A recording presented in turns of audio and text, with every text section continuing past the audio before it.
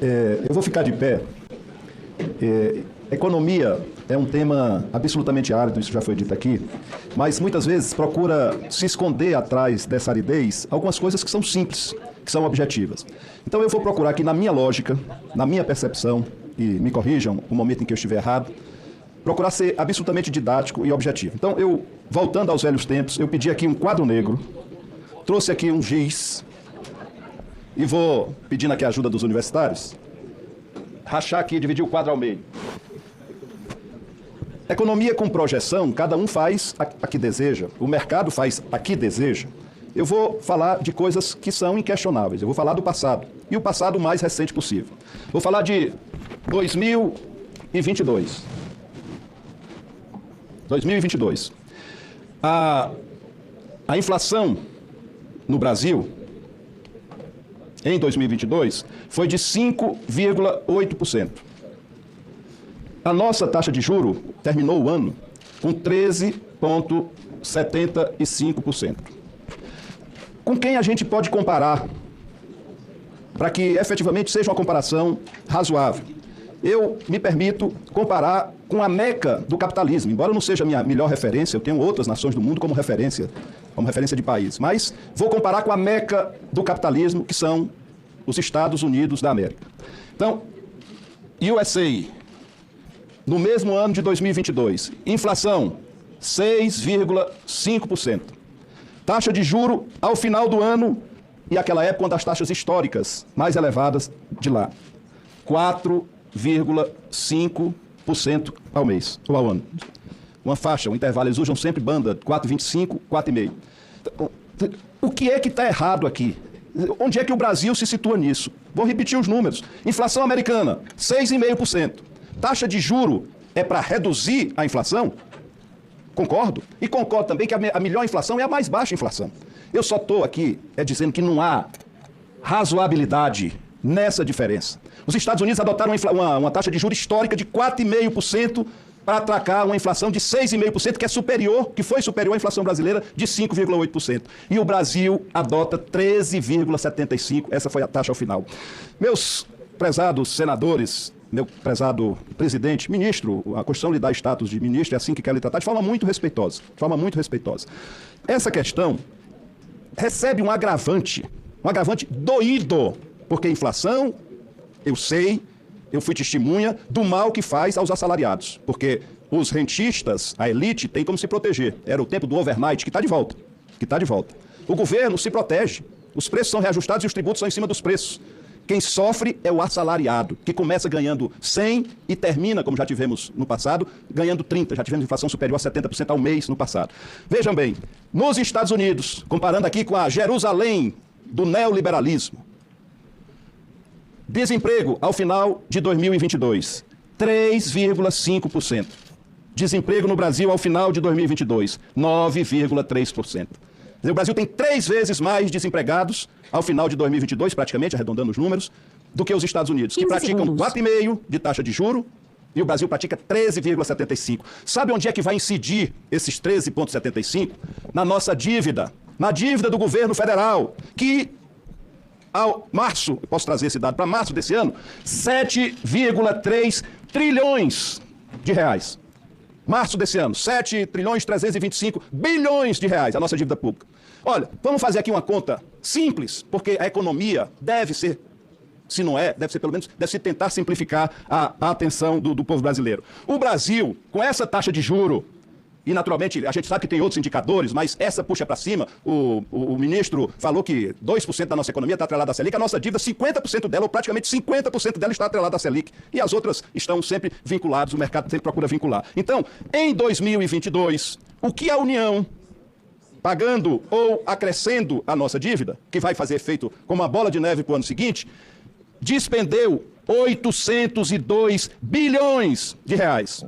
A conta que eu faço, senhoras e senhores senadores, é a seguinte: se o Brasil praticasse a taxa de juro da meca do capitalismo, que é a americana, nós teríamos despendido 292 bilhões com a dívida.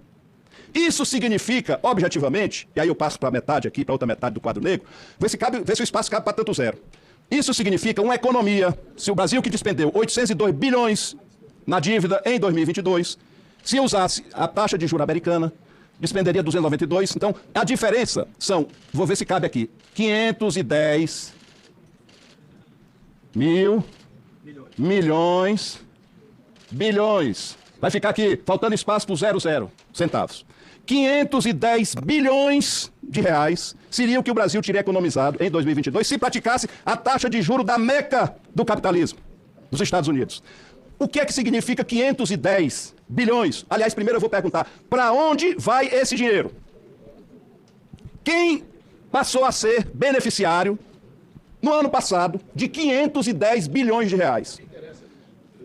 Não, quem é beneficiário? Para onde esse dinheiro vai na contabilidade? Esse dinheiro vai cair, no final das contas, na conta de quem? Vai cair na conta do tal rentista, que subiu, cresceu 5 milhões na apresentação aqui do ministro. 5 milhões de pessoas físicas hoje estão ou são beneficiários do rentismo. 5 milhões de pessoas. Vamos lembrar que o Brasil tem 220 milhões de brasileiros. 8,7 significa 80 milhões de brasileiros, desculpe, significa 8 milhões de brasileiros desempregados. Desempregados, chegando em casa e não tendo o que dar de comida aos seus filhos. Eu não quero aqui ser dramático, mas essa é a realidade que tem que ser enfrentada. Então, isso aqui é o governo fazendo o papel de Robin Hood às inversas. O Robin Hood tirava dos ricos para distribuir entre os pobres. O governo brasileiro, leia-se Banco Central, tira dos pobres, tira do orçamento da União, 510 bilhões de reais para concentrar na mão de ricos. O que é que se podia fazer com isso? Para que as pessoas possam entender o que é que isso significa. Eu tomei aqui a liberdade, presidente, com a sua generosa aquiescência, de citar, e vou fazer isso rapidamente, alguns itens que são da compreensão do povo brasileiro. Bolsa Família. Bolsa Família. A previsão para esse ano é de se despender 176 bilhões de reais.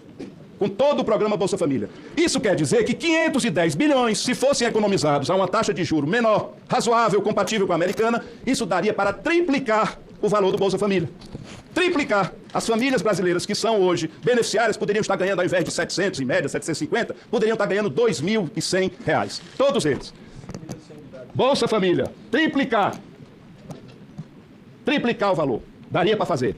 Daria para fazer, senhor presidente, se a gente entende que há um déficit habitacional enorme no nosso país, daria para fazer com esse valor, um custo de 140 mil a unidade habitacional, 3,6 milhões de habitações populares. Por ano. Por ano! Isso zeraria o déficit. Me ajudem aqui, acho que o déficit brasileiro não chega a 6 milhões, salvo engano, de habitações. Em 2 anos de economia, resolveria-se o déficit habitacional, ou seja, todos os brasileiros teriam uma casa decente, digna para morar.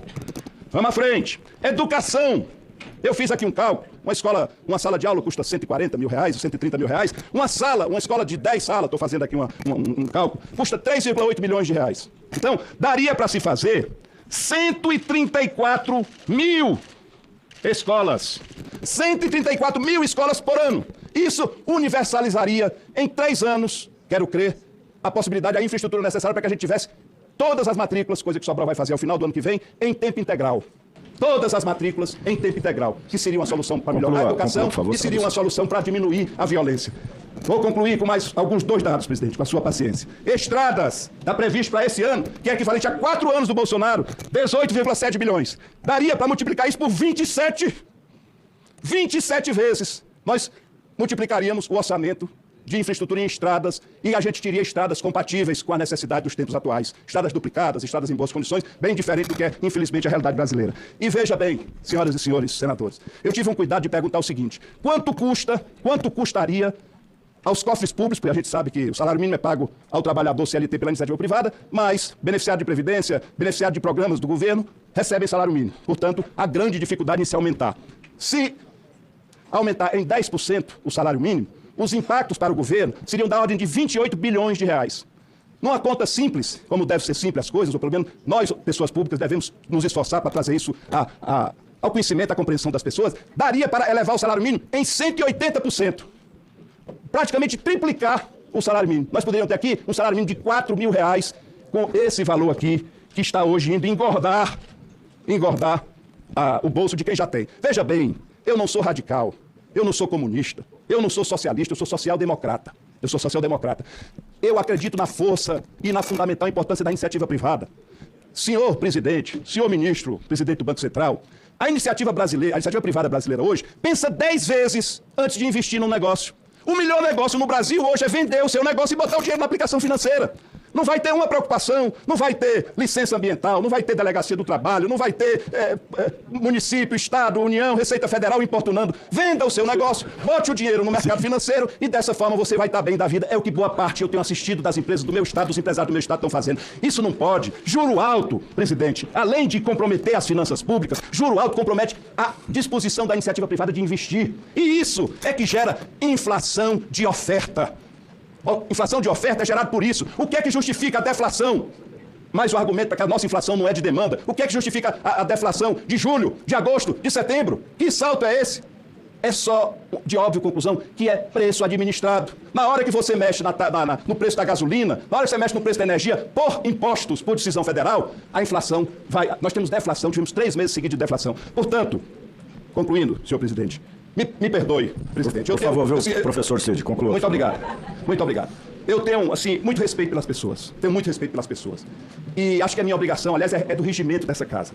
Mas, olha, o Brasil está ficando numa situação em que é o seguinte, você vê aqui pessoas que eram simpatizantes do governo Bolsonaro elogiando Vossa Excelência. Pessoas que são eleitores ou foram eleitores ou desejaram uma mudança no Brasil, criticam a sua posição. Então, a política, por mais que o senhor não deseje, está presente nessas questões. O senhor fez manifestações públicas em defesa do presidente Bolsonaro, vestindo camisinha amarela. E mais, declaração pública, notória. Olha, o Banco Central é impressionante e eu não acredito em coincidência. O Banco Central, as pessoas vêm do mercado financeiro e voltam para o mercado financeiro. De maneira, senhor presidente, com todo respeito, me perdoe, mas nessa hora eu queria lhe fazer uma sugestão. Pegue o seu bonezinho e peça para sair, por favor. Obrigado.